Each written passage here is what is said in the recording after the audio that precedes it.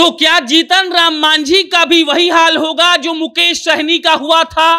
क्या जीतन राम मांझी भी सड़क पर आ जाएंगे?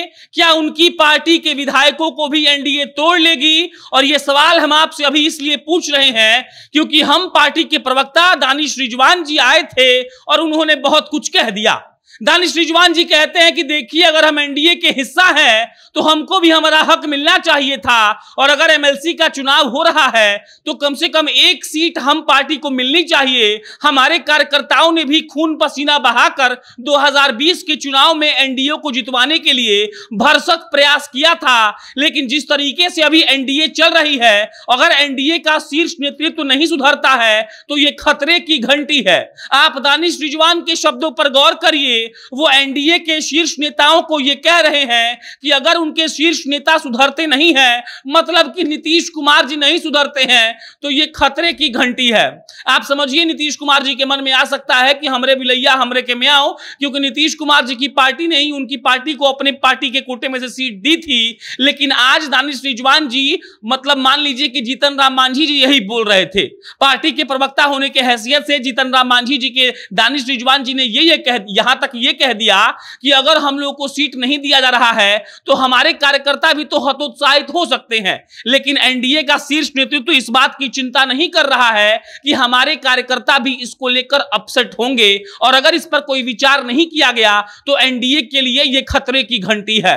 अब खतरे की घंटी शब्द का विश्लेषण समझ लीजिए। हम ये पूछना चाहते हैं कि क्या दानिश रिजवान जी इस बात के संकेत दे रहे थे कि जीतन राम मांझी के जो विधायक हैं वो बैकआउट कर जाएंगे, एनडीए से अलग होने की धमकी थी, या ये इस बात की धमकी थी कि अगर आप हम पर ध्यान नहीं दीजिएगा तो हम आपकी पार्टी से, हम एनडीए का हिस्सा नहीं रहेंगे और उसके बाद आपकी सरकार को गिराने का प्रयास करेंगे?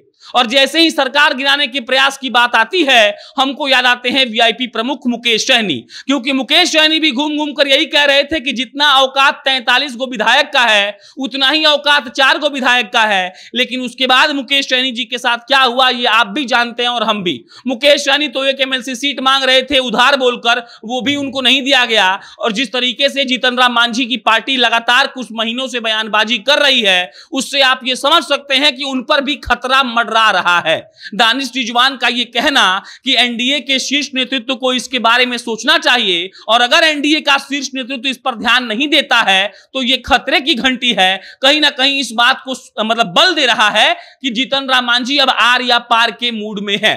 जीतन राम मांझी के मतलब जीतन राम मांझी खुद और उनकी पार्टी वो पार्टी है जो कभी ना कभी इधर उधर बयान देकर खबरों में बने रहना चाहती है। कभी जीतन राम मांझी कहते हैं कि राम काल्पनिक हैं, तो कभी कह देते हैं कि नीतीश कुमार शराबबंदी में फेल हो गए, कभी कहते हैं कि रात 10 बजे के बाद सबको 2-2 पैग पीना चाहिए। और आज उनके प्रवक्ता साहब ने यह आकर कह दिया है कि अगर हम लोग को सीट नहीं दिया गया है और अगर एनडीए के शीर्ष नेतृत्व इस पर विचार नहीं करेगी तो कुछ गड़बड़ हो सकता है। हालांकि एक और बात पे गौर किया जा सकता है कि जीतन राम मांझी जी के प्रवक्ता साहब ने यह नहीं कहा कि हम क्रॉस वोटिंग करेंगे, या ये भी नहीं कहा कि हम कुछ मामला गड़बड़ कर सकते हैं। वो खाली आए और धमकी देकर चुपचाप चले गए। इसको कहते हैं प्रेशर पॉलिटिक्स। उनके हिसाब से जो वो कर रहे हैं उसके से एनडीए डर जाएगी और अगले चुनाव में उन लोगों का ख्याल रखेगी। हालांकि ना राज्यसभा में इनकी एक भी चली और ना ही एमएलसी के चुनाव में। बाकी इस धमकी से क्या होता है आपको मालूम पड़ेगा। मेरा नाम प्रशांत राय है। कोई अपडेट आएगा तो आपको हम बताएंगे। आप जनता नेशन देख रहे थे। बहुत बहुत धन्यवाद।